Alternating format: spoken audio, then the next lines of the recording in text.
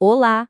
Hoje vamos mergulhar num livro que prometia nada menos do que desvendar os segredos do universo. Dogma e Ritual da Alta Magia, de Eliphas Levi. E preparem-se, porque a ideia central dele é radical, mesmo para os padrões de hoje. A ideia de que a vontade humana não apenas participa no cosmos, mas pode mesmo governá-lo. E Levi não perde tempo, pois não? Ele começa logo com esta promessa arrepiante. O conhecimento que ele está a oferecer não é um simples guia de autoajuda, é uma força capaz de virar mundos do avesso. Basicamente, ele está a entregar-nos a chave para a ciência do bem e do mal. A grande questão é, o que é que se faz com uma chave destas? Para percebermos a audácia do que Levi estava a fazer, temos de nos transportar para o século XIX. Era um mundo completamente dividido. De um lado do ringue tínhamos a ciência, com as suas leis frias e factuais. Do outro, a religião, com a sua fé e o seu mistério. E a sensação era de que era preciso escolher um lado. Mas Levi, ele recusou-se a entrar nessa batalha. Ele queria construir uma ponte. E aqui está a sua solução, que era absolutamente revolucionária. Para Levi, a razão não era de todo inimiga da fé, e a religião não era irracional. Ele defendia que ambas eram, na verdade, apenas linguagens diferentes a tentar descrever a mesmíssima verdade cósmica. A sua missão não era escolher um lado, mas sim provar que eram as duas faces da mesma moeda. Então, o que é afinal esta alta magia? Bem, esqueçam os caldeirões, os feitiços e as varinhas mágicas. Para Levi, a alta magia era a ciência das ciências, a física da metafísica. Pensem nela como um manual de instruções do universo, com uma regra de ouro: a vontade humana é a força motriz por trás de tudo. Mas como é que funciona este universo mágico? Levi diz que não é nada caótico. Pelo contrário. Funciona com a precisão de um relógio suíço cósmico, com base em leis muito claras e fundamentais. E se nós conhecermos essas leis, podemos começar a interagir com elas. No coração do sistema de Levi está o absoluto, mas não pensem naquela ideia de um deus de barba branca sentado num trono a tomar decisões arbitrárias. Nada disso. Para Levi, Deus é a razão, é a lógica suprema e infalível do universo. Qualquer ideia de uma divindade que atue contra a razão é, nas palavras diretas dele, um fantasma do demónio. E como é que esta razão universal cria o mundo? Através do que ele chamou de lei do ternário. Levi era obcecado pelo número 3. Ele via-o em todo o lado, como a fórmula da criação. Uma tese, uma antítese e a síntese que resulta das duas. Pai, mãe, filho. Duas forças que se unem para criar uma terceira.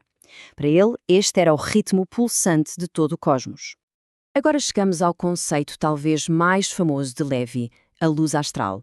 A melhor forma de imaginar é como uma espécie de internet espiritual ou um disco rígido cósmico.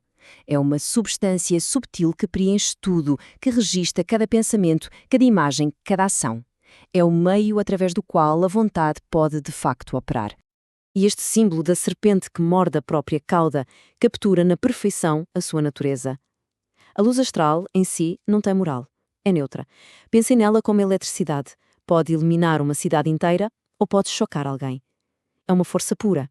E a sua polaridade, se é usada para o bem ou para o mal, para criar ou para destruir, depende inteiramente da intenção de quem a manipula.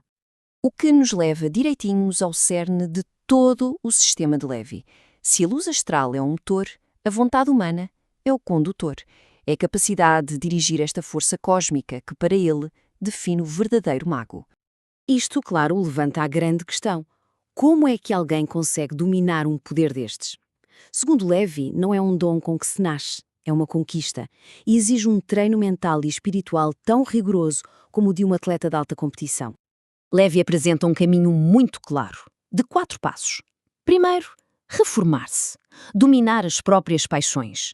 Porque, pensem bem, não se pode querer governar o universo se não se consegue governar a si mesmo.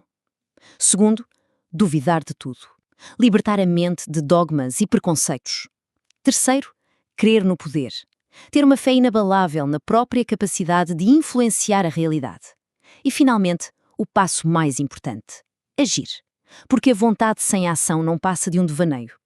E aqui está o busilis da questão. Para Levi, a verdadeira magia não está em velas, cristais ou encantamentos complexos. Tudo isso são apenas ferramentas, ajudas para focar a mente. A magia a sério reside na vontade disciplinada e focada do praticante. O verdadeiro mago não pede favores às forças do universo. Ele dirige-as, tornando-se o arquiteto da sua própria realidade. Certo. Mas como é que se comunica com a luz astral? Não é com palavras comuns. É preciso uma linguagem universal, uma que fale diretamente ao subconsciente do cosmos. E para Levi, essa linguagem é o simbolismo. E o dicionário supremo desta linguagem simbólica? Para Levi, sem dúvida, era o tarot. Ele não o via como um simples jogo de salão para adivinhar o futuro, mas sim como o livro primordial, a chave mestra de toda a filosofia e ciência oculta. Cada carta era para ele um capítulo da história do cosmos. Vamos ver um exemplo rápido com a carta O Carro. Reparem bem, nada aqui é por acaso. O condutor não tem rédeas. Ele controla as duas esfinges que representam as forças opostas da natureza, o bem e o mal, puramente com a sua força de vontade. O carro em si, sendo cúbico, simboliza o domínio sobre o mundo material. Para Levi, cada carta do tarot é um diagrama supercomplexo de uma lei universal. E isto leva-nos à parte mais sombria e misteriosa da obra de Levi. Se este conhecimento é assim tão poderoso, por que é que foi mantido em segredo durante tanto tempo? A resposta dele é simples e direta. Porque é perigoso. Muito perigoso.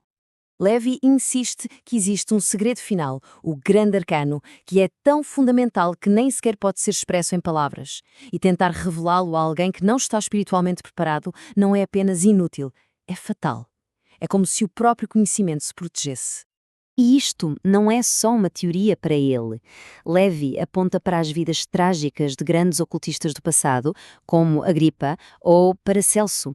Ele argumenta que as suas mortes prematuras ou em desgraça não foram uma coincidência, mas sim o resultado direto de lidarem com um poder para o qual talvez não estivessem totalmente preparados.